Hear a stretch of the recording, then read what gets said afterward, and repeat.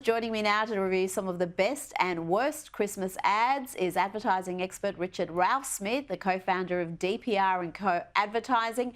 Before we get into the Christmas ads, though, I want to play you because we've talked about this next ad on this program, but I haven't had an advertising expert on, so perhaps you can defend it because everyone else I've showed it to hates it.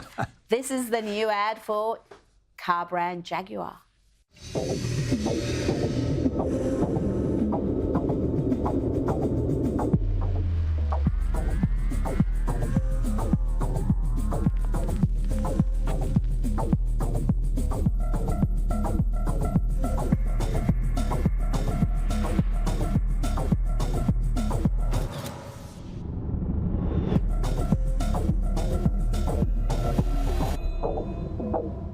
What is that, Richard? Please defend your industry because that is just an abomination. There's no car, there's no Jaguar, there's nothing actually innovative or exciting or new. Yeah, I know. Look, I wish I could defend it, but I can't. I can defend the industry, but I cannot defend the ad. It is just appalling. And I've never had so many people ask me about. Half the people who ask me about it wonder if it's real or not. And it's self-parodying, it's pretentious, it's stupid, it's everything that a brand ought not do, particularly when they're trying to revitalise themselves, like Jaguar are. You know, when you've got a storied British brand like Jaguar, and let's face it, pretty tired and stale as a brand, what you do is you go back to what was true and great about the brand in the first place and find a way to make that new and fresh.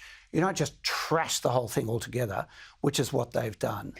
They have. They have. And I just can't imagine who they're going to be appealing to with that nonsense. Now, let's look at an ad closer to home. This is what Coles have put together for the Christmas period.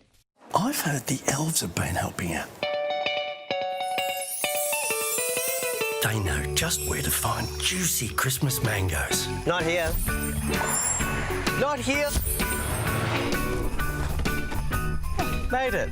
Welcome to Mambaloo. They know where to handpick the season's most magical cherries. And they know where to find Aussie banana prawns out at sea. Now, the production value is delightful. It's inoffensive. There's nothing there that's going to say, I'm not going to shop at Coles. But really, is it a good ad? Is it going to have people opt for Coles as opposed to Woolies, for example? Well, there are other reasons to opt for Coles at the moment to Woolies, but I think you're right, it's inoffensive. It's sweet, but it's fairly forgettable. And if you look at what the great brands overseas like John Lewis do and compare that to what this brand has done in Australia, it just feels very, very safe. They've made the mistake of shoving in a whole bunch of product mandatories in there at the expense of making a really great emotional connection, something really heartwarming, which is what you want at Christmas time. I do wonder whether these brands are scared to actually have a Christmas message, a Christmas ad, because Christmas is almost offensive to some inner city activist types. So they do stuff like this, which is kind of more generic. Yeah, there is a little bit of that. And I think there's just a little bit of sort of timidity around what they want to do. They don't feel brave enough just to make a big brand statement and forget about saying 5 different things about our products and our fresh food. So, yeah, they missed a mark on it on a couple of levels, but it's okay. The kids will like it. It's sweet and, as you say, inoffensive. So. Now, let's have a look at Coke, a massive brand, and they've put together a AI-generated ad.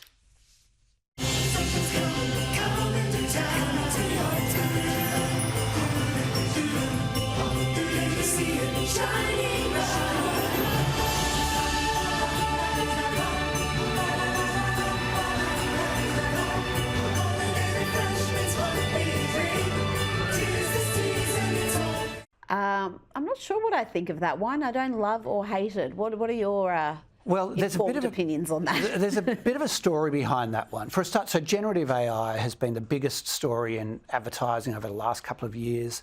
And this campaign in the US has become a bit of a lightning rod for everything that worries people about generative AI in the creative sphere. So it's a tribute to a campaign that Coke did in 1995. Very, very popular campaign. It's almost a remake of it. But that campaign, and it was much loved by Americans over a number of years, but that campaign used, real actors, real truck drivers, a director and a massive crew and a whole bunch of post-production people. So lots and lots of creative people collaborating and making something really quite wonderful. By contrast, this one here is someone typing prompts into a computer, and it's a triumph of technology over humans, and they're actually facing quite a big backlash over that in the US. I do wonder, though, whether the consumer can, obviously those in the industry know that's AI, but whether the regular consumer would recognise that. I don't think I would. I don't think I'm paying close enough attention to know that ad is entirely generated by AI. I think in the US, because the first campaign was so famous and it ran over many, many years, they saw that as a tribute. And there's been a lot of social media about this all being AI generated as well. So it's sort of bubbling up into the surface now. For the industry, is AI a godsend? Is it going to revitalise and give you fresh ideas, or is it going to see job losses? Well, as an advertising person, I'm meant to always say, let's embrace the latest, the greatest, the best and everything. And everyone on their LinkedIn is saying how up-to-date they are on the bleeding edge of AI. But I've got to tell you, look, from a creative person's point of view, I don't like it. It worries me. I feel about all the crafts people that we've worked with over so many years that put this sort of things together. Absolutely. And, I think it will replace people eventually, but it makes us more efficient and all of those sort of things.